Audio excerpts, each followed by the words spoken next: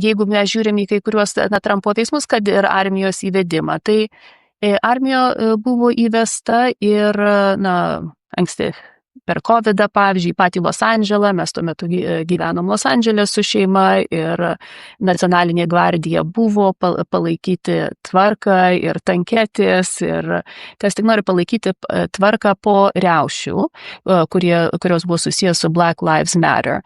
Tai čia tikrai nėra pirmas toksai Trumpo ar naujas ėjimas, bet kai kurių miestų prieštaravimas Trumpo įvedimui nacionalinių gvardijų irgi buvo, galima sakyti, tam tikras politinis žaidimas ir vietoj, kad gal draugiškai sutarti, sakykime, teoriškai ir pasitelkti tą tvarkos įvedimą kritiniais atvejais, buvo rodim toks iškeliamas kaip politinis karas, tarp demokratų, gubernatorių ir kitų vietinių politikų ir Vašingtono.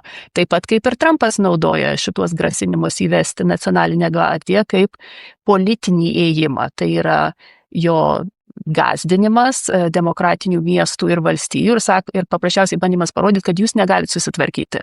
Jūs tiesiog nepajėgus įvesti tvarką savo miestuose ir aš tai padarysiu.